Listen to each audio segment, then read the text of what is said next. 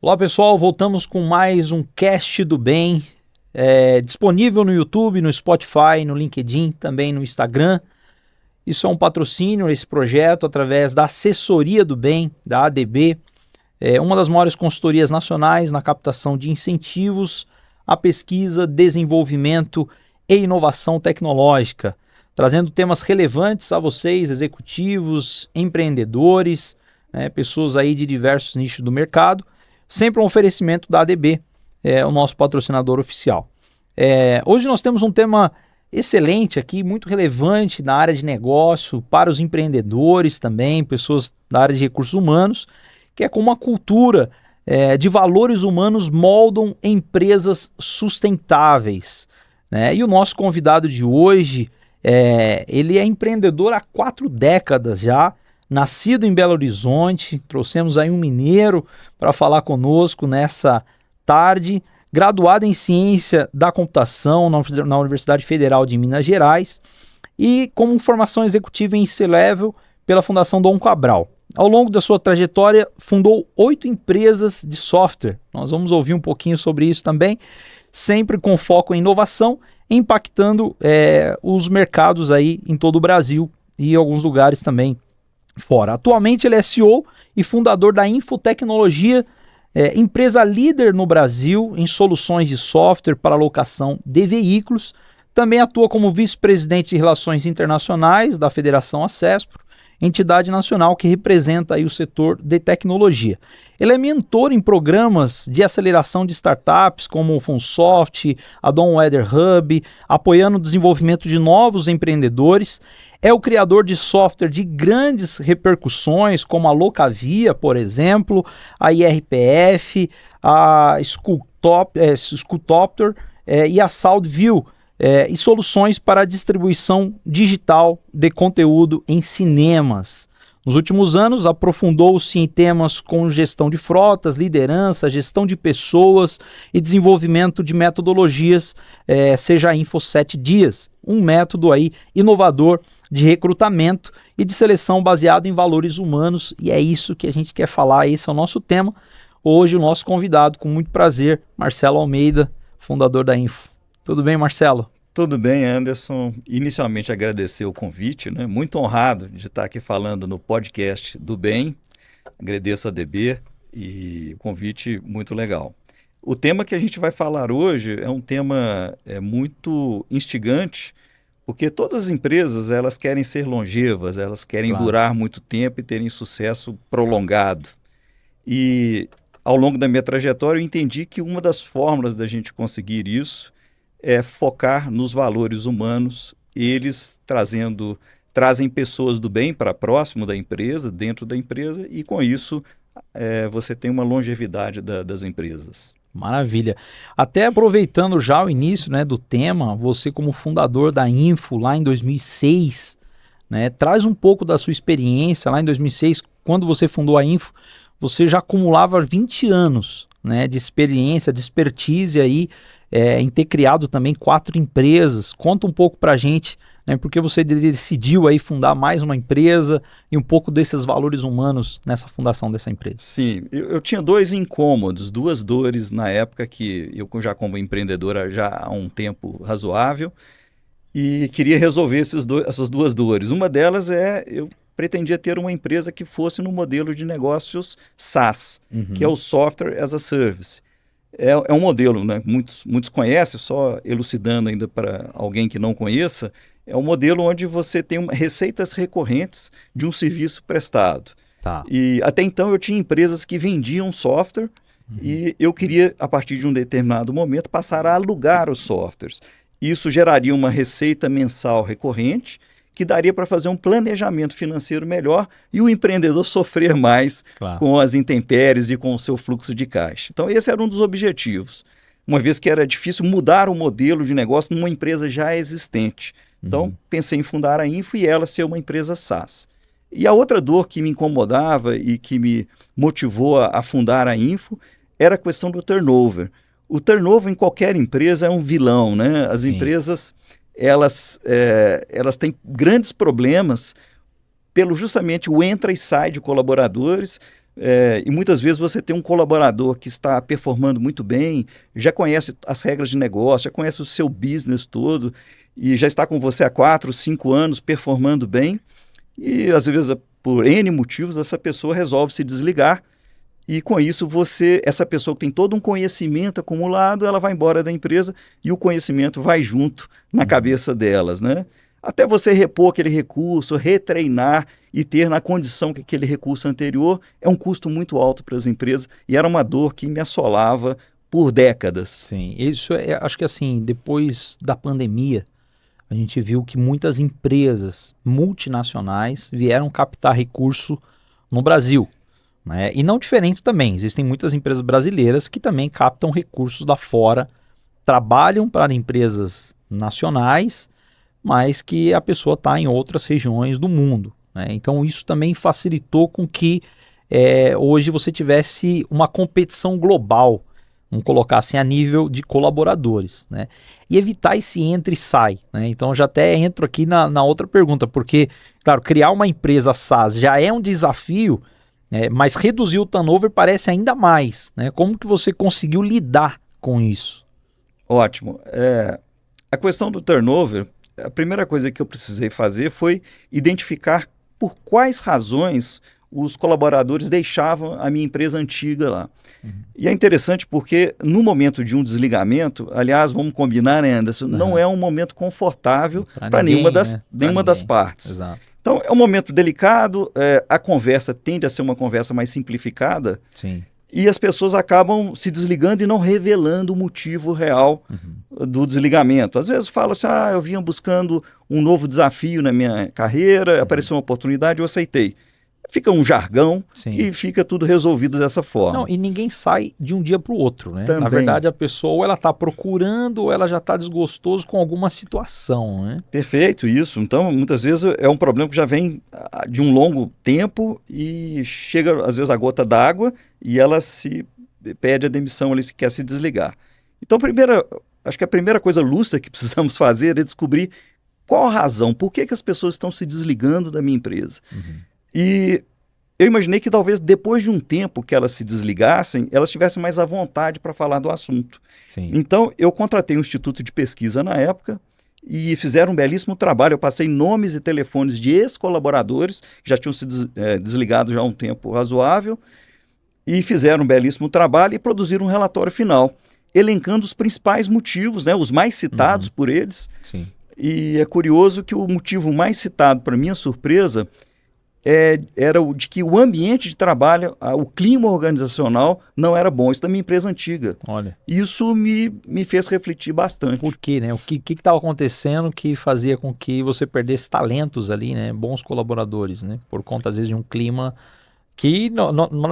tem muita gente que fala assim, ele saiu por conta de algo que aconteceu, mas o dono, o sócio, né? Os diretores, às vezes, nem toma conhecimento daquilo que está acontecendo. Então você tem que ter uma reação ali, ter um trabalho periódico de pesquisa também, organizacional, né, do clima, de como tá. Tem a questão do DISC também, para você entender o temperamento, né? Tudo isso acaba somando, né, de alguma forma. E transformar esse ambiente de trabalho é um grande desafio, né? Um ambiente que depende do time, não só da liderança, né? Como que é criar esse clima positivo? Que aí também é um desafio, né? Pois é, esse foi o próximo desafio.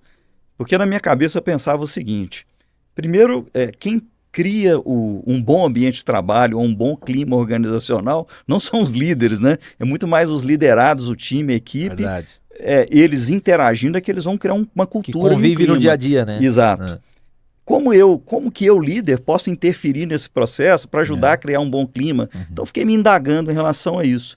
Mas usando um pouco de empatia, eu me coloquei no lugar deles e imaginei uma situação hipotética que poderia criar um clima organizacional saudável, legal, gostoso de se trabalhar, pensando que talvez se todos fossem amigos, se existisse um clima de amizade dominante na empresa, poderia ser um clima bom de trabalho, né? Claro. Porque se o meu colega do lado, ele é meu amigo, se o líder da minha equipe, do meu time, é meu amigo, ou se eu lidero um time e todos são meus amigos, nós não teremos provavelmente problemas que a gente vê com frequência nas organizações.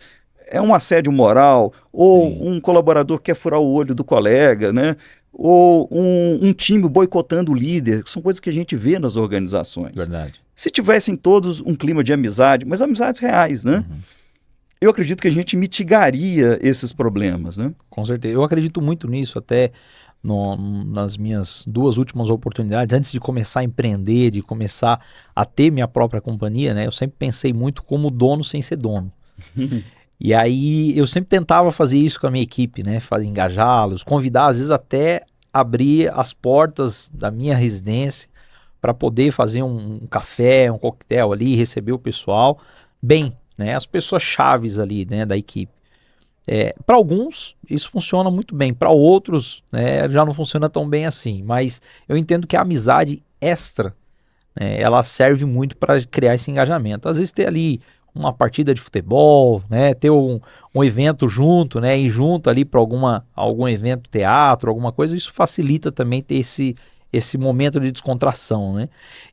O matching de valores, ele acaba por garantir isso, né? Mas como garantir esse match? Esse que é o ponto, porque é o que você falou, eu não quero interferir, né? Mas como que eu vou garantir um match de valores ali entre as pessoas? Como é que eu vou conseguir ter esse alinhamento? Pois é. A questão que me veio à mente também foi o seguinte, tá? Se eu quero então criar um clima de amizade, eu tinha que entender como que as amizades são formadas. Sim. E eu não tenho formação em psicologia, né? Sim. Minha formação você leu no currículo aí, a ciência da computação. E naquela ocasião, que isso foi no ano de 2005, quando a gente não sabe algo que não é muito da nossa área, a gente vai no Google, né? Eu fui no Google e pesquisei essa frase, como as amizades são formadas. E para minha surpresa, o Google respondeu de uma forma muito simples, mas muito convencedora, Sim. muito convincente, desculpa, dizendo o seguinte: as amizades são formadas quando pessoas que têm os mesmos valores de vida começam a conviver. Isso fez todo sentido na minha cabeça. E ao pensar nisso, eu entendi que eu estava recrutando de uma forma errada. Porque a maioria das empresas, ou isso você vê de forma recorrente, as empresas recrutam muitas vezes usando hard skills ou soft skills, né? Sim. Hard skills são habilidades técnicas que você é formado, cursos técnicos, formações mais ligadas à técnica, e o soft skills é mais ligados a comportamento, né? E para isso existem, como você citou, várias ferramentas no mercado que são usadas no recrutamento. Eu não estou criticando isso, não, e acho muito válido utilizar essas ferramentas, elas todas complementam tudo. Mas são muito objetivo, né? Acho que falta o fator humano ali, né? Sim, né? O PI é um, o DISC é outro. Você tem inúmeras ferramentas e plataformas que ajudam a entender essas habilidades. Mas a gente está falando de habilidades do tipo disciplina, comunicação, ansiedade, foco. Então, essas ferramentas vão revelar esse tipo de comportamento nos candidatos. Mas o que a gente buscou e entendeu que era mais relevante, mais prioritário, era descer um pouco e chegar a um nível de valores humanos, que está abaixo ainda dessas competências comportamentais. Para isso, a gente imaginou que como que eu vou escolher quais são os valores que eu gostaria que os meus colaboradores tivessem para ter esse match que você me perguntou, ter uma interseção de valores comuns, de tal forma que as amizades fossem formadas. E esse foi meu próximo desafio, descobrir quais são os valores, né? Para isso, o que eu pensei foi o seguinte: eu vou me colocar na posição do meu cliente e deixar que o meu cliente defina isso. Então eu fiz uma dinâmica legal. Eu peguei uma folha de papel e coloquei mais ou menos uns 20 valores humanos nessa folha e apresentei para alguns clientes que tinham um pensamento mais aberto, que talvez pudessem me dar um feedback mais interessante sobre essa pesquisa que eu estava fazendo. E perguntei a eles: circule para mim desses 20 valores, 8 que você considera que sejam importantes para a pessoa com quem você vai se relacionar. Claro, porque ao final do dia quem vai atender ele é o seu colaborador, é o meu né? colaborador. Que legal. E aí, à medida que eu ia entregando esses formulários, os clientes iam marcando, às vezes, valores diferentes. Mas existiam alguns valores comuns de cara, né? Então, bom, 4 eu já selecionei que são muito importantes. Depois fui fazendo outros filtros e acabei achando mais 4 que também eram muito citados por eles. E elenquei 8 valores com base na própria convicção ou do desejo do cliente em relação às pessoas com quem eles iriam se relacionar. Legal. Então foi de trás para frente. Eu já gostei dessa dica aí, depois você vai ter que selecionar 8 para mim também. Eu vou te falar, daqui a pouco eu conto os 8 aí. Legal. Até dentro disso eu tô lembrando aqui de um vídeo que eu vi recentemente, tem alguns meses atrás, que estavam falando sobre o recrutamento na Disney. E a recrutadora, ela chamou os candidatos para ir fazer entrevista. Eles chegaram no edifício, foram fazer entrevista e aí ela selecionou alguns, os outros ela agradeceu e falou obrigado, tal, mas você não foi selecionado. E aí o candidato falou, olha, eu não fui entrevistado. E eu acho que ninguém do que foi aqui dispensado foi entrevistado. Nós só chegamos, sentamos e aí você nos dispensou. Tem algum motivo? Falou, olha, aí ela respondeu, ela falou, a nossa avaliação começou do momento que o senhor entrou no prédio. Quando o senhor não deu bom dia para o jardineiro, ali o senhor já foi desclassificado. Então, quando a gente fala de valores, né, e claro, para você trabalhar na Disney, por exemplo, você tem que estar com um sorriso no rosto, né, atender bem a todo mundo, e principalmente dar bom dia, né, que é algo muito simples, né, no nosso cotidiano e que as pessoas às vezes até se perdem. Né? Eu vou até citar um outro exemplo, não relacionado a recrutamento, mas sobre isso. Às vezes quando chega alguém na rua que vai te pedir informação, a pessoa chega, pede a informação, mas ela não te falou bom dia. Verdade. Você dá a informação, ela não agradece, ela já vira as costas e vai. Você pode observar, é comum. É muito né? comum.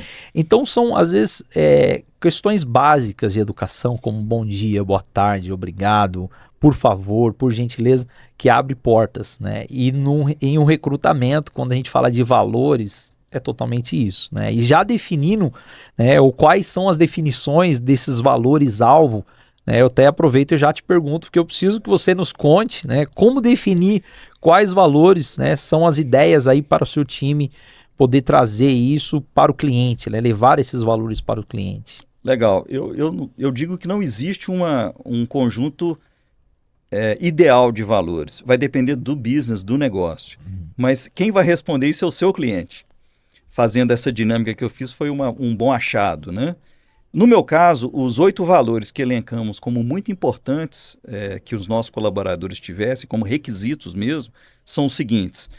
E eu já vou explicando o porquê de cada um, porque depois eu fui perguntando ao meu cliente por que de cada um, né? Então, o primeiro deles é a honestidade. E a explicação é muito simples. Os clientes querem uma transparência na relação com você, né? Ele quer que você seja transparente com ele, que seja claro, que seja a verdade prevaleça sempre. Então, a honestidade, ela é o princípio básico aí. O segundo valor é a humildade. E eles me falaram o seguinte, ninguém gosta de tratar com pessoas arrogantes. Então, é muito simples a explicação. Verdade. O terceiro é fidelidade. A fidelidade, ela tem a ver com relações longas, né, nos meus estudos. Então, fidelidade numa relação a dois, e eu posso dar N exemplos que a fidelidade, elas tendem a prolongar os relacionamentos. E eu quero me relacionar com o meu cliente por muitos anos. É o tema do nosso bate-papo aqui, a longevidade e a sustentabilidade. O quarto valor é a cordialidade, que tem muito com o que você falou de dar um bom dia. São bons modos, uma boa educação, um fino trato. E isso facilita a comunicação. Uma comunicação não agressiva, né? Isso tudo é um desejo que o cliente tenha, porque às vezes o cliente está estressado, você do lado de cá, você não pode estressar. Não. Você continua Mantenha sendo cordial calma, com ele, mantenha a calma, seja educado, por mais nervoso que ele esteja, né? O quinto valor, ele é a resiliência.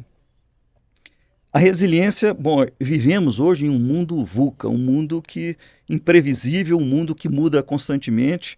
E no mundo desse em que vivemos, os problemas cada vez mais complexos é o que a gente encontra no dia a dia. Verdade. E muitas vezes você tenta dar uma solução ao seu cliente, essa não funciona o que você pensa. Você tenta dar uma outra solução, não funciona. Se você não for uma pessoa resiliente, persistente, insistente, isso está resumido dentro da palavra resiliente, forte, você vai desistir. E não podemos desistir nunca. O brasileiro não desiste nunca. Ainda mais do cliente, Já, né? Você do está ali cliente para buscar principalmente. soluções, né? Então a resiliência ela é muito importante para você manter aquela energia junto até que a solução seja dada. O sexto valor, ele é a empatia. Não precisamos falar muito dele, né? que é uma palavra muito usada hoje e é tema e foco de muitos de nós. A gente quer ser cada vez mais empático, né? Uhum. A sociedade ganha com isso. Então, o cliente pediu, olha, eu queria que o seu colaborador, no caso de eu ter uma dor, um problema grave, vamos dar uma situação, um exemplo aqui, digamos que o faturamento do cliente está parado. Uhum. Eu sou uma empresa de sistema, o software que faz o faturamento do cliente, né? O faturamento está parado. O meu colaborador, quando descobrir isso, ele tem que se colocar ao lado do cliente e pensar, poxa, mas ele está sofrendo muito isso. O faturamento da empresa é uma das coisas mais importantes. Sim. Vamos montar uma sala de crise aqui na Info para solucionar urgentemente esse problema. Então, precisa haver essa empatia com as dores do cliente, até medir o tamanho da dor, né? Uhum. E os últimos 2 valores que sobram são ousadia e coragem. E é curioso que muita gente entende que é a mesma coisa, mas não é a mesma coisa. A ousadia, Anderson, ela está muito no plano das ideias, uhum, e a coragem no plano de ação. Então, vou te dar um exemplo, né? Esse problema difícil que você está tentando resolver com o cliente, você tentou de um jeito, deu errado. Tentou de outro que outros já tentaram, deu errado. Você precisa ousar, inovar, tentar algo que ninguém nunca tentou, né? Claro. Então, você precisa ter ideias inovadoras. Isso é ousar. Ser pioneiro ali também. Isso. Agora, outra coisa é executar, né? Você precisa de coragem, porque como ninguém nunca tentou executar aquilo, precisa de coragem para que você tente. Pode dar muito errado, inclusive, tem 50% de chance, né? Dos dois lados. Então, daí é que surgiram os 8 valores, né? E as justificativas são essas. Mas eu acredito que cada empresa pode encontrar os valores que mais adequam ao seu negócio, as pessoas que vão estar trabalhando ali.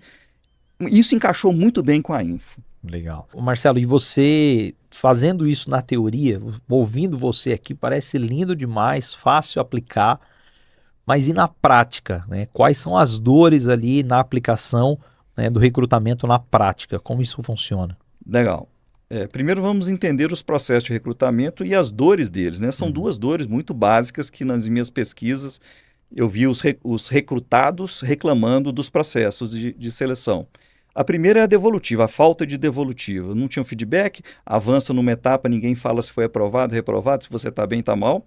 Sim. E a outra é o longo prazo, né? Processo que às vezes dura 1 ano no recrutamento. E você pense que a pessoa que está envolvida em um processo de recrutamento, muitas delas estão num momento de fragilidade. Às vezes são arrimo de família, precisam muito de se recolocar no mercado, tem uma família que dependa deles, né? Uhum.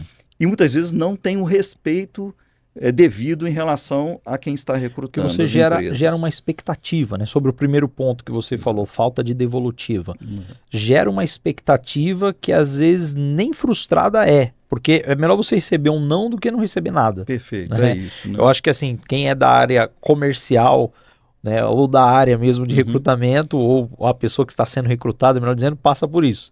A área comercial é a mesma coisa, né? Você entra em contato, você fez a venda, só que na hora de efetivar, você não tem a devolutiva do outro lado. Eu acredito que é mais ou menos a mesma coisa. Ótima analogia e paralela. Então é isso mesmo. E a outra questão então tivemos que repensar todo o nosso processo de recrutamento e criamos uma metodologia nova que se chama Seja Info 7 Dias. E essa metodologia, então, primeira coisa, são somente 7 passos. Tá. Cada passo ocorre em 1 dia. Então, em 7 dias, a gente já recruta ou descarta. No máximo, em 7 dias. Cada vez que o recrutado, né, o candidato, ele avança, ele já recebe no WhatsApp dele um aviso. Olha, você avançou para a etapa 2, você avançou para a etapa 3. Agora, na primeira vez, quando ele ingressa no nosso processo, ele recebe como se fosse um jogo de tabuleiro. A gente gamificou um pouco, ele recebe aqueles quadrinhos, as casinhas ali de um jogo de tabuleiro, e mostrando a pecinha andando, né? Ele e a pecinha, né? Então tem 7 casinhas nesse tabuleiro, e à medida que ele vai avançando, o bonequinho ali avança dentro do tabuleiro. Então ele percebe exatamente em que fase ele está, né? E durante esse processo, existem entrevistas técnicas, existem análises comportamentais e existe toda a métrica dos valores.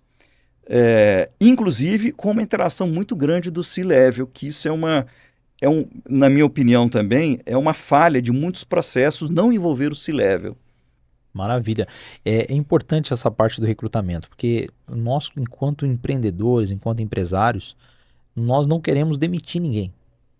Esse é um ponto fundamental, né? Você quer contratar, Você quer fazer com que o seu negócio cresça, você gere cada vez mais oportunidades, gere emprego, mas se não for feito um bom recrutamento, se não for feita uma boa análise, uma boa avaliação, é vital que isso aconteça, seja porque a pessoa não atendeu tecnicamente os requisitos durante a execução do trabalho, seja porque ela não atendeu os valores, né, junto ao cliente, junto ao que a gente pensa na empresa. Então, eu acho que é uma das fases mais importantes quando a gente fala de colaborador, é o recrutamento, né? E a gente tem que pensar nesse sentido. Sim, e perceba que quando eu digo que a gente faz avaliações de soft skills, isso vai nos dar um norte e vai nos dar, assim, esse candidato ele vai ingressar na empresa, já que ele tem essa soft skill que eu preciso, evoluído ou não, e isso vai dizer o nível que ele, se ele é um trainee, se ele é um júnior, se ele é um pleno, se ele é sênior, se ele é consultor, se ele é especialista, isso vai ranqueá-lo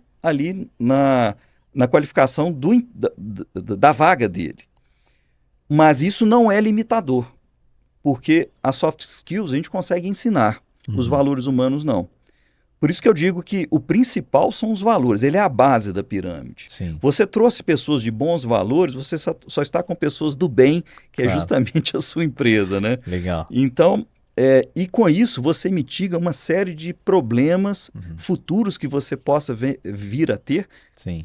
simplesmente trazendo pessoas do bem para a sua empresa, né?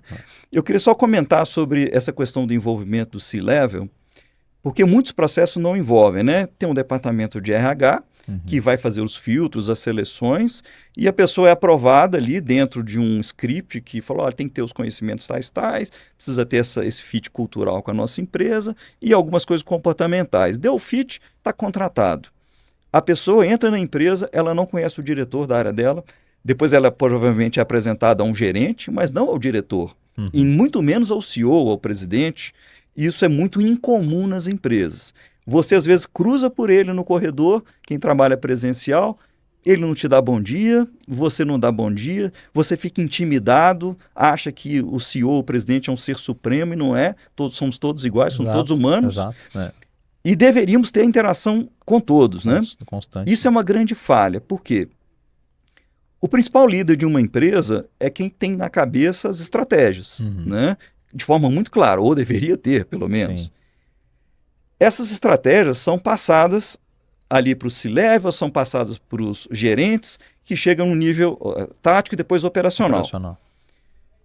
Muitas vezes a mensagem chega deturpada, ela chega alterada no nível operacional, né? A estratégia que a pessoa idealizou, muitas vezes ela não chega com aquela clareza. Se o C-Level tem uma oportunidade, nesse momento de uma entrevista, se aproximar do candidato, gerar um vínculo emocional com ele, existem várias técnicas para isso, o engajamento que ele vai ter, é a chance de você passar a estratégia da empresa, digamos que seja o empreendedor, seja o principal líder da empresa. O empreendedor é o CEO, é o meu caso. Sou fundador e CEO.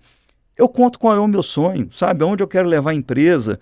Então, todos já conseguem ter um alinhamento sobre o futuro, sobre aonde a empresa tem que chegar. Essa mensagem é passada de forma muito mais clara e objetiva, né? Além de quebrar esse gelo de que o senhor é alguém diferente. Não, somos todos iguais, né? Intocável. Gera uma interação, essa socialização que você mencionou, né, atrás na pergunta anterior, de levar para casa, às vezes fazer um churrasco, você já inicia ali. Exato. Sabe? É muito legal porque no 2 podcasts anterior que nós gravamos, nós trouxemos aqui o Márcio Zanon, que foi diretor de grandes multinacionais, e ele comentou sobre isso, que quando ele chegou nos Estados Unidos, para uma determinada empresa, o diretor lá, a nível global, a primeira pergunta que ele fez foi nele, né? O que você quer fazer? Ele preocupado com projetos, lei do bem, incentivos, tal, o que ele poderia trazer no Brasil de melhoria para a companhia, e o diretor, o chefe dele lá fora, preocupado com ele. Não, calma, o que você quer fazer? Você quer comprar alguma coisa? Você quer, né, passear, fazer alguma coisa e tal? Queria sair com ele mesmo ali para entender, para sair um pouco do ambiente de trabalho. E esse é um ponto bem interessante, porque você só vai gerar essa afinidade se você também proporcionar essa afinidade, né? Tem aqueles diretores que não saem da cadeira, né? Então ele só fica ali sentado, ele não está vendo o que está acontecendo na companhia, não tem relacionamento com ninguém, então não chega essa informação. E aí quando ele vai se dar conta, os talentos estão saindo pela porta, né? Até o senhor Abravanel, né, saudoso Silvio Santos, ele falou uma frase muito interessante, porque ele falou assim que ele só montou a empresa dele porque todas as outras fecharam as portas. Então, imagina, se você olhar hoje, né, mas fecharam a porta para o Silvio Santos, né? O próprio Pelé falou isso, se a gente falar de futebol aqui, o próprio Pelé falou isso, né? Ele teve vários nãos, né, de outros times até ele ter um sim lá no Santos e poder chegar a quem ele chegou. Então eu acho que identificar isso no recrutamento, os talentos é importante, mas reter esse talento talvez seja mais importante. Né? E o Google estava certo quando ele, né, respondeu que então, esses match de valores geram grandes amizades. A Info é um case disso, é um case de sucesso onde isso aconteceu. Hoje nós temos 170 colaboradores e é uma grande família, sabe? O nível de amizade é absurdo, todos se relacionam muito bem, há uma interação muito grande, eu não tenho problemas de ordem alguma, sabe? Sobre esse tipo comportamental, de reclamações de um colega ou da liderança. Não existe mundo perfeito, estou dizendo que a Info é uma empresa perfeita, não. Claro. Tem os problemas, sempre temos alguma coisa, mas mitigou isso a um nível muito baixo, muito baixo. Não, excelente. Eu queria comentar também que pequenos detalhes no recrutamento fazem grande diferença. A gente precisa ficar muito atento a isso. Uma das coisas que a gente faz, uma das técnicas que utilizamos na primeira entrevista, cuja ideia importante é explorar um pouco a infância do candidato, porque na infância, na pré-adolescência, nos meus estudos é onde os valores são formados, então a gente acaba explorando um pouco esse momento da vida do candidato, né? Faz ele voltar no tempo, contar quais eram as brincadeiras que ele gostava de se divertir na infância, se ele tinha amigos, amigas, então uma série de perguntas ali. No final dessa primeira entrevista, a gente pergunta a ele o seguinte: caso você seja aprovado no processo, você está na etapa 1 ainda, caso você seja aprovado, você pode me indicar uma pessoa de quem você quer ouvir a notícia? Aí muitos falam assim, puxa, nunca pensei nisso.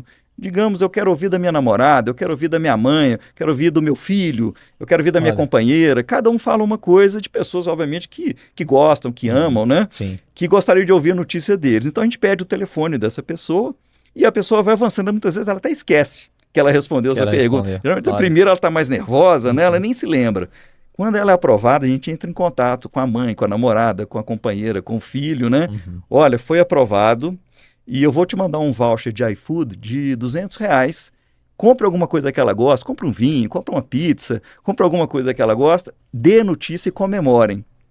Legal. Então, são pequenos detalhes que geram um vínculo emocional e que faz toda a diferença. Exatamente. E eu acho que agora a gente chegou naquele momento que a gente precisa que você entre no nosso canal, dê um like ali, coloca lá ative o sininho, né, e siga as nossas páginas também, né, entra no nosso site www.assessoriadobem.com.br e dentro do tema que a gente está trazendo aqui, que é muito oportuno, é a questão do papel do C-Level no recrutamento, né, mais do que envolver o C-Level nesse processo, né, como que é envolvê-lo completamente, né, nesse processo.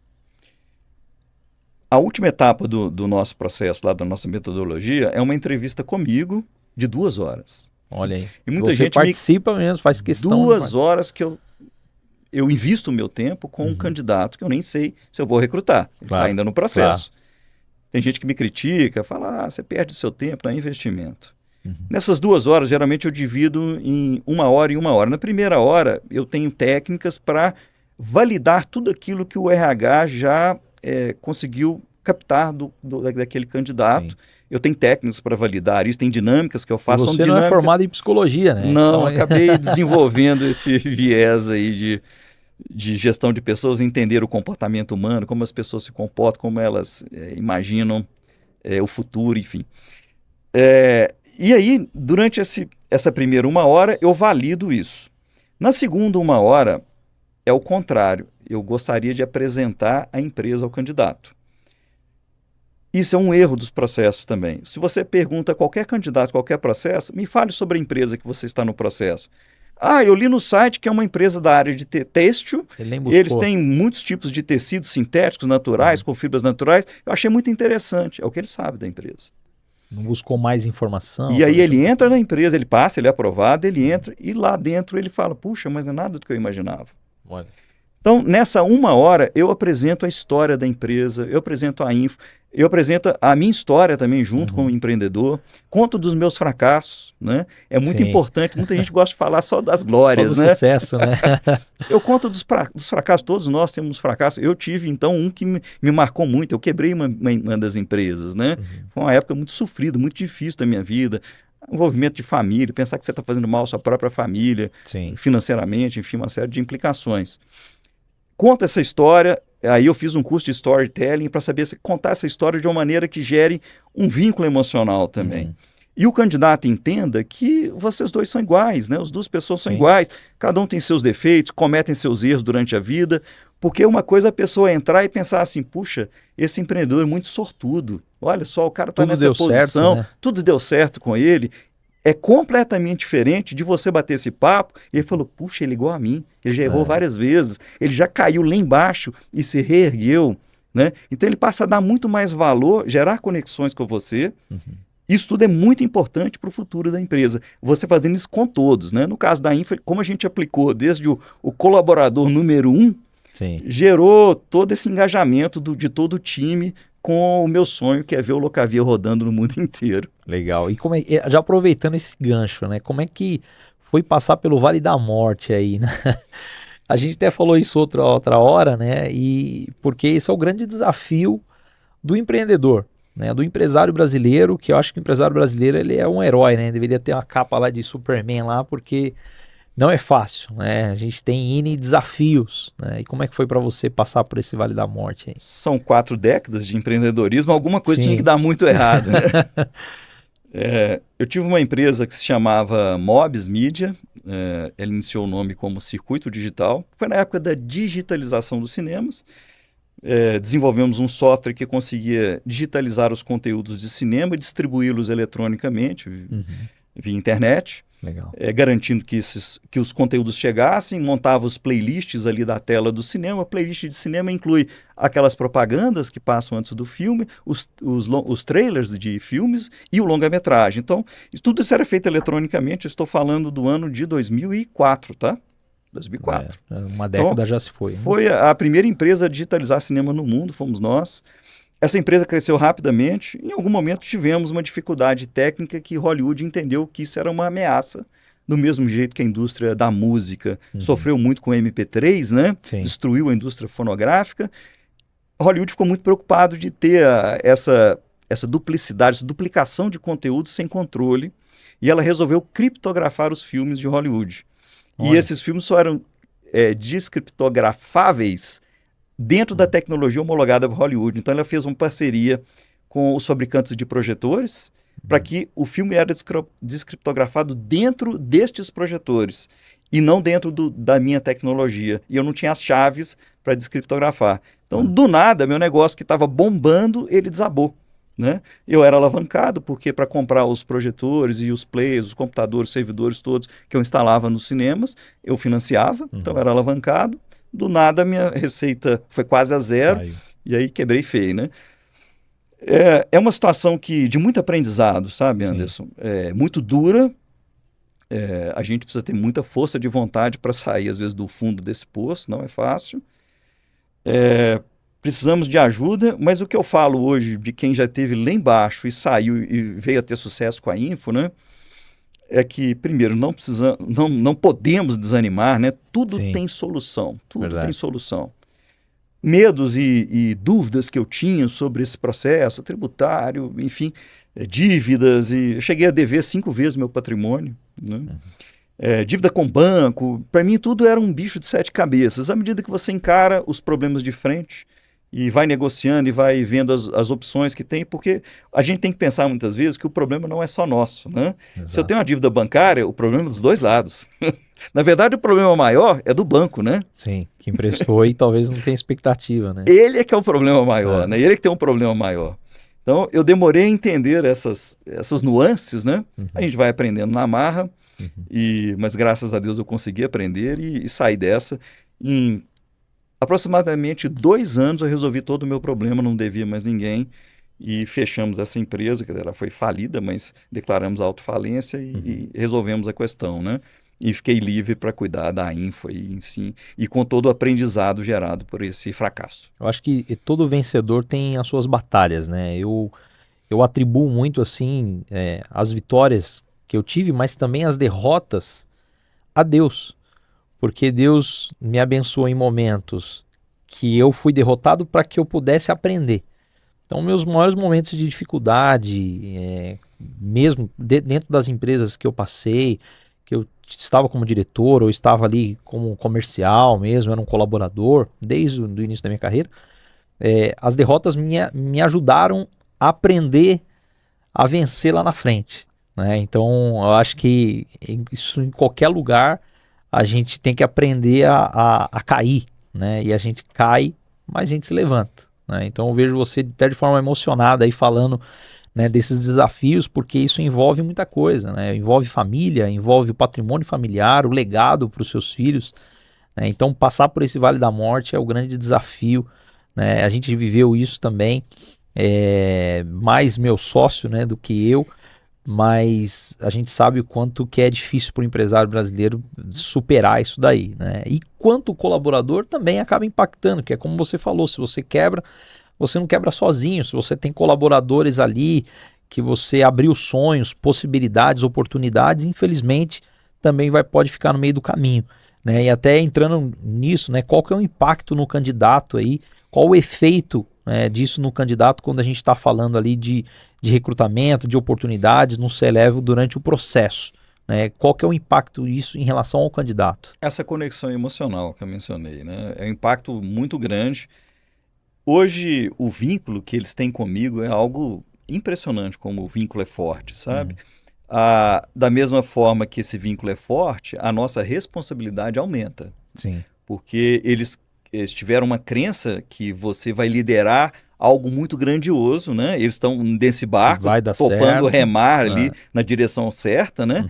Mas aumenta muito a nossa responsabilidade. Mas eles compreendem situações adversas, né? Eles passam a ser companheiros mesmo quando entendem que somos pessoas iguais. Tem ninguém melhor que ninguém ali, apenas os papéis de responsabilidade é que são diferentes. Eu sempre falo na entrevista, olha, eu sou igual a todo mundo da empresa. A única diferença é que a decisão que eu tomo, ela tem uma carga de responsabilidade um pouco maior do que as decisões tomadas pelos demais.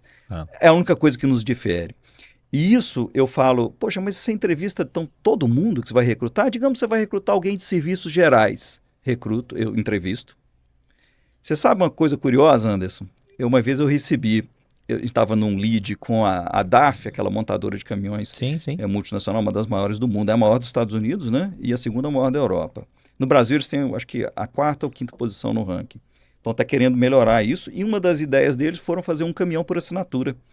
Tiveram a ideia aqui na filial Brasil, discutiram isso com a matriz nos Estados Unidos e decidiram que iam avançar um pouco nesse projeto para ver se era viável. E uma das questões era achar um software de gestão que suportasse esse business. E o nosso software faz carro por assinatura, faz moto por assinatura, fará também caminhão por assinatura. Estávamos prontos para atendê-los. O CEO global da DAF resolveu vir ao Brasil para nos conhecer. Veio visitar, ele veio, encontrou com os diretores do CEO Brasil e um diretor financeiro e foram na Info nos visitar para nos conhecer. Fizemos uma apresentação, isso foi, claro, um evento muito especial para nós, né, receber uma pessoa dessa magnitude. E estávamos ali fazendo a apresentação, PowerPoint, eu falando a apresentação em inglês, e aí entra uma moça que trabalha com a gente, serviços gerais, para servir o café. E um bom mineiro sempre serve junto um pão de queijo. Pão de queijo, não tem como. E ela serviu, e quando ela entrou na sala, ela já meteu um good afternoon. Eu já olhei assim, falei, caramba, que legal, né? E ele estranhou também, falou, puxa, falando inglês, né? A pessoa ali... Você não espera, né? Não espera. E aí, logo depois, ela quis explicar o que era o pão de queijo, né? Para o gringo. E foi muito engraçado, porque aí, claro, ela falou em português, mas os outros diretores ali estavam traduzindo para ele. Aí terminou a explicação, ele provou, gostou, elogiou, agradeceu a ela e tal, e ela saiu da sala. Aí eu fui retomar a minha apresentação. O gringo falou assim, Marcelo, já estou satisfeito. a forma como os seus colaboradores se comportam já me encantaram. Olha Eu não que preciso legal. ver mais nada da sua empresa. CEO da DAF, global da Olha DAF. isso. Então, às vezes as pessoas não dão a importância devida no recrutamento e não entendem que todas as pessoas contribuem para o seu crescimento. Não importa o que elas fazem na sua empresa. Sim. Aí depois os clientes saem pela porta e você não sabe por Não quê, sabe né? o porquê. É o atendimento, né? No final do dia, a gente lidar com pessoas, o nosso principal ativo É. são pessoas, né? Não tem jeito. E aí, dentro daquilo que a gente até falou já lá atrás, sobre a questão financeira, né? Qual a estabilidade financeira aí com o SaaS, né? Você também falou dessa estabilidade financeira. Como é lidar com isso, né? Como isso foi alcançado, na verdade? O modelo anterior que eu tinha era vender software, né? E Uhum. era uma montanha russa na minha vida, né? Eu, Sim, durante muito tempo, fui CEO e CFO ao mesmo tempo, acumulava cargo. Puxa, você não tinha condição de planejar fluxo de caixa, furava todo mês, né? Você imaginava que você tinha uma meta de vendas, aquilo não era cumprido. Venda é sazonal, venda é uma montanha russa. sim. Pode ser E, lá em cima ou lá embaixo, e né? quando você tem meses consecutivos de vendas não boas, você olha para o seu caixa, não tem dinheiro. Você olha para o calendário, os boletos se aproximando do vencimento. Então, esse estresse, essa ansiedade, eu entendi que isso me consumia muito. Eu tenho para mim que os compromissos são para ser cumpridos, né? Uhum. Nem sempre a gente consegue cumprir, mas eu tento fazer de tudo para cumprir os meus compromissos. E isso me deixa muito ansioso quando eu percebo que eu estou ameaçado a não cumprir um compromisso, seja com um fornecedor, com um colaborador, com um parceiro que você deve ele por um serviço prestado. Ele fez a parte dele, ele trabalhou, prestou o serviço para você e você não vai pagá-lo, não vai remunerá-lo. Exato. Então, isso me incomodava ao longo de anos, isso me incomodou. E quando eu tive acesso a que Europa e Estados Unidos estavam mudando o modelo de negócio, as empresas de software, mudavam o modelo de negócio para SaaS, e eu procurei saber o que era SaaS, demorei a entender que era aluguel de software ao invés de venda. Quando eu entendi isso, eu falei, caramba, eu vou ter receitas mensais recorrentes, eu vou ter uma previsibilidade de faturamento. E a vida mudou, né? Aí você planeja muito mais, seu fluxo de caixa fica algo completamente previsível e controlado. Confortável. Você tendo um controle de custos, resolveu o seu problema, porque o Sim. seu faturamento você sabe o que vai acontecer. Dificilmente ele vai variar mais do que 2, 3% a mais ou a menos ali da sua linha base. Controlou os custos, acabou, seu fluxo de caixa está resolvido, né? Claro. Legal. A gente chegou agora na pergunta direto ao ponto, né? Roda a vinheta aí, vamos para a pergunta direto ao ponto.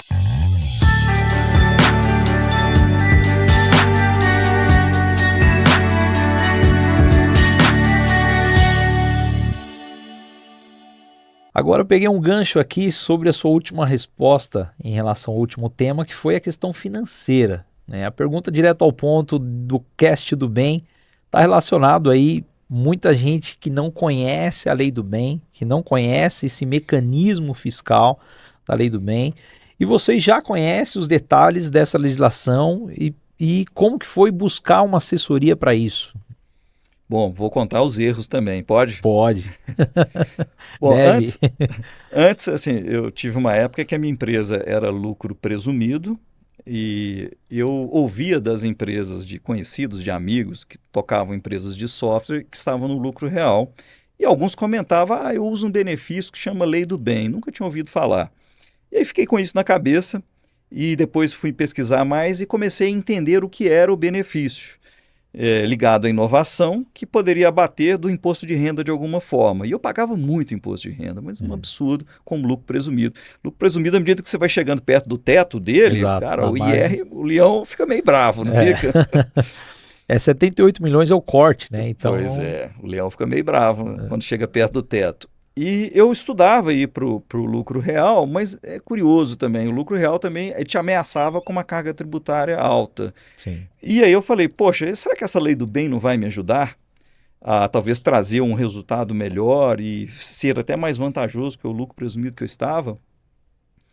E pesquisei bastante, cheguei até você, tivemos uma reunião naquela ocasião e por um erro de decisão, encontrei outras empresas que também prestavam esse serviço de assessoria para a lei do bem, por uma decisão errada, pautada apenas em economia financeira, acabei indo para um fornecedor que prometia uma assessoria por um valor menor.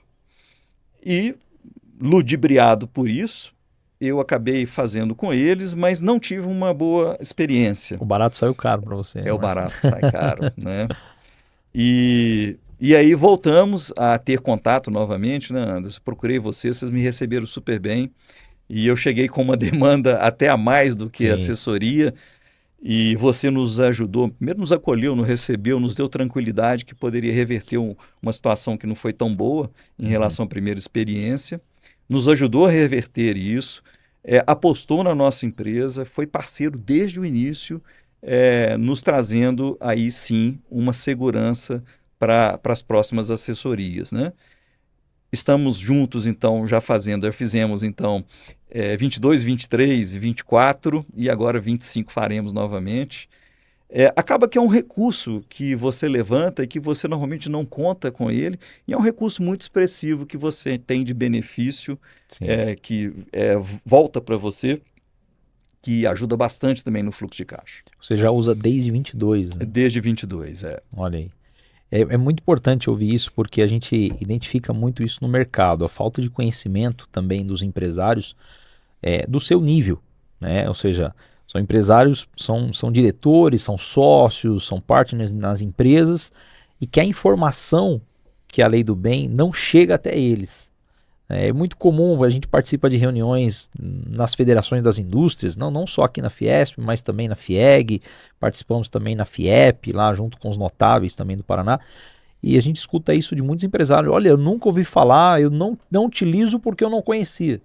E aí, enquanto o diretor está falando, eu estou lembrando do nome do controller, do contador dele, que eu já falei inúmeras vezes, mas ele ainda não tomou a decisão. Então, chegar também a pessoas no seu nível também não é fácil, né? Mas uma vez que chega, a coisa realmente acontece diferente, porque é quem paga no final do dia o imposto. Então, quem coloca a mão no bolso sabe as dores ali, a gente sabe o quanto é importante. E Lei do Bem está não só voltado à redução da carga tributária, mas está voltado àquilo que vocês têm muito no DNA, que é a inovação, né? Então, esse é o segundo desafio. Será que eu inovo para o conceito da Lei do Bem? Será que a melhoria do meu sistema, a integração, aquilo que eu já criei lá atrás, hoje eu estou melhorando, atualizando, adaptando a novas tecnologias, será que isso é considerado inovação? Então, esse também é um ponto bem importante, né? Então, você entendeu isso lá atrás, de que inovação é o seu dia a dia, né? É o seu DNA. Esse é um ponto muito importante que você mencionou, porque talvez o engano que eu cometi anteriormente é achar que qualquer um sabia interpretar exatamente a essência dessa lei e saberia justamente descrever os projetos que a gente tinha como inovação. Eu tinha certeza que era inovação os nossos projetos, porque a Claro. nossa empresa gera inovação Já o é tempo inovadora, inteiro, né? né? Tanto criando novos módulos ou acessórios para o Locavia, quanto aprimorando o módulo, isso também é considerado inovação. Sim. Você fazer inovação para o seu cliente final também é inovação, né? Não só para você mesmo, quanto para o seu cliente, né? Então, todos esses aspectos vocês foram nos passando, e mais, essa orientação sobre uma organização para mensurar os seus dispêndios, o que entra como dispêndio classificável, elencável, né? Elegível, para uso na lei do bem, o que pode, o que não pode. Então, essa experiência vasta que vocês têm foram muito importantes para que a gente tivesse sucesso, para usar o benefício com segurança. Porque é um problema sério também você usar um benefício e depois chega lá na frente e olha, não, aquele valor que você deixou de pagar, ele é devido, você tem que pagar aquele imposto com juros e correção. Claro. Então, não é uma decisão que você pode tomar com qualquer um sem pesquisar, né? Acredito que tem muitas empresas boas no mercado, e com certeza a DB é a melhor que a gente encontrou até hoje. Obrigado. Eu agradeço aí também a indicação. Isso está relacionado à cultura, né, Marcelo? Como que é colocar essa cultura da inovação também, embutir isso dentro da empresa, dos valores dos colaboradores, porque a Lei do Bem passa dentro dessa cultura. A Lei do Bem, na verdade, é a pontinha do iceberg do que é inovação, né? Então, e vocês como uma empresa inovadora também, como que é colocar essa cultura aí para dentro da Info? Inovação tem muito a ver com dois dos nossos valores, que eu mencionei, três deles, né? Que é a resiliência, a ousadia e a coragem, né? Então, no DNA dos nossos colaboradores, por terem esses 3 valores, a inovação já é quase que inata neles, né? Eles todos têm essa característica. Então a gente produz inovação constantemente dentro da empresa. E sabendo disso, a gente não poderia deixar de usar esse benefício. Porque, de fato, você precisa ter inovação para usar o benefício, Sim. né? Mas muitas empresas, às vezes, têm inovação e não sabem, né? Exato. Isso é muito comum também, eu Muito comum. percebo, né? Eu acho que da falta de conhecimento do incentivo, ela conflita, ou vai em paralelo, melhor dizendo, com a falta de conhecimento do que elas mesmo inovam, né? Tem empresas que inovam desde que nasceu há 70 anos atrás e ela acha que o produto é o mesmo. Mas você não tem como fazer o mesmo produto da mesma forma nos dias atuais, né? Ou você inovou na logística, ou você inovou na matéria-prima, ou na qualidade, em algum momento você inovou na tecnologia. Perfeito. Isso é um engano também de que inovação é sempre tecnológica. Às vezes a inovação é no processo, né? Exato. E que às vezes não envolve tecnologia no processo. Isso é um engano também, né? É. Existe a inovação, muitas vezes oculta, que você não percebe, e se você tem uma boa assessoria, pode te elucidar ou te apontar caminhos. Olha, isso que você faz é inovação, isso é elegível dentro da lei. Nós temos hoje clientes em diversos segmentos. Eu não vou falar todos, estaria aqui mentindo, mas em ampla maioria dos segmentos nós temos clientes. Se não temos clientes, temos case, né, também de inovação que foi realmente muito plausível, ali aprovado, validado, recomendado. E um dos principais pontos são esses: as empresas não enxergam inovação em processo. Ou seja, inovação não é só do balcão para fora, não é o core só de vocês, também é do balcão para dentro, né? E aí quando você vê melhorias na forma de recrutamento usando tecnologia, isso é inovação. É inovação, sem dúvida. Então, se alguém adquire um sistema, uma tecnologia, um desenvolvimento disso, para ele pode representar um 20,4% a menos no imposto. E além desses dispositivos, tantos outros, às vezes lá em logística, não só em RH, em logística, em faturamento, né, a parte financeira, a compliance, você vê outras áreas dentro da empresa que usam tecnologias que são disruptivas ou não e que pode se tratar aí como uma redução da carga tributária. Nós estamos caminhando no fim, né? E queria aqui trazer uma última pergunta saideira aí, né? Para a gente encerrar esse podcast, que vai ter que ter uma segunda parte, né? O tempo é curto para a gente poder. Foi um prazer receber você aqui na ADB, né? No Cast do Bem. E está relacionado sobre o legado e futuro. Né? Qual legado, né, que você busca, né? Depois de 40 anos empreendendo aí em TI, o que mais te motiva a continuar construindo? Nós estamos na área de mobilidade, né? Então, construir uma sociedade melhor, né? Uma sociedade onde a tecnologia ajude cada vez mais as pessoas, né? Isso sempre foi missão nossa. Mas de legado, eu sempre penso eu tenho um lema e uma máxima comigo com que eu carrego para todo lugar que eu vou. Todas as vezes que eu chego em um lugar, eu fico prestando atenção em tudo, porque eu tenho vontade sempre, uma missão de deixar aquele lugar melhor do que eu encontrei quando eu cheguei. Legal. Seja uma palavra, às vezes, de alento, às vezes um conselho, seja arrumar alguma coisa que estava fora do lugar, seja identificar uma coisa que estava sendo prejudicial àquele ambiente que as pessoas não tinham percebido. Então, eu tenho isso como prática na minha vida, né? E estou escrevendo um livro sobre esse tema de recrutamento. Opa, quando lançado vai ter que vir aqui.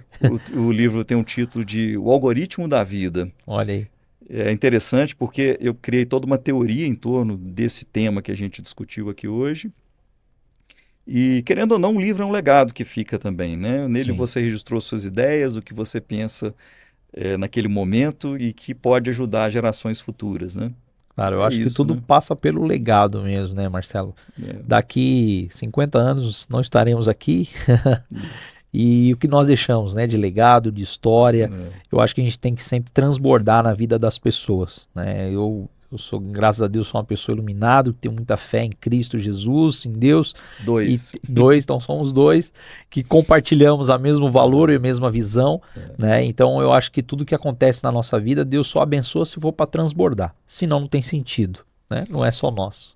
Sabe que outro dia, um caso até bem off aqui no nosso podcast, né? Sim. Eu entrei num Uber e, para minha surpresa, o motorista virou para mim e falou assim: puxa, é uma honra ter você aqui no meu carro. Eu falei: ele deve estar me puxando o saco por algum motivo. Quando eu olhei você na calçada, tinha uma luz em cima de você. Olha aí.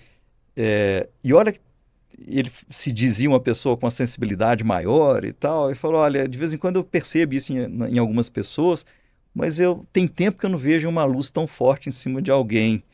E é uma honra ter você no meu carro. Eu fico até arrepiado quando eu conto isso, né? Mas me mexeu tanto comigo o dia que ele aumentou minha responsabilidade aqui nesse plano em que vivemos, né? Sim, sim. De deixar cada vez mais as pessoas melhores do que elas estão, né? De fazer cumprir meu papel aqui nesse plano que a gente vive, com mais responsabilidade e mais cuidado com as pessoas. E tudo que eu faço hoje é gerir pessoas para dar felicidade e bem-estar para elas. Que legal, isso é muito importante. Eu acho que resume, né? Eu nem ia até comentar, mas já que você está comentando sobre isso, eu e minha esposa, recentemente nós tivemos um projeto missionário lá no Alto Sertão da Bahia. E chegando lá, Marcelo, as pessoas não têm água. E a gente está movimentando amigos, empresários, para que possam não só doar, mas que possam ir lá ver. Né? Nós estamos abrindo alguns poços lá e o valor assim é muito irrisório para abrir um poço para o pessoal tomar água. Né? Então é um projeto muito legal que a gente está trabalhando junto, né, em conjunto, e a gente vê que a gente não tem problema nenhum. Né? Quando a gente lidar com pessoas assim, quando a gente vê pessoas nessa situação, a gente vê que a gente não tem problema nenhum, que a gente é privilegiado. Foi um prazer demais, quero aproveitar e encerrar nosso podcast de hoje, Cast do Bem, um oferecimento da Assessoria do Bem, levando você na melhor performance do ponto A ao ponto B. Fica o meu agradecimento.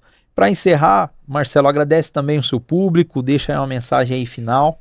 Obrigado pela presença, obrigado por estarem aqui compartilhando conosco todos esses ensinamentos que a gente foi tendo durante a vida, né? Agradeço muito a DB, estou sempre à disposição, Anderson. Obrigado. Se quiser me convidar, é sempre um prazer voltar aqui. Com certeza vai voltar. Me despeço com muito agradecimento, muita gratidão. Agradeço também a Info e já agradecendo também não só o Marcelo, mas o Gustavo também. Próximo, eu queria ver você aqui com o Marcelo também. Vai ser um prazer recebê-los. Tá bom? Obrigado, não deixa de seguir o nosso canal e até a próxima. Um abraço.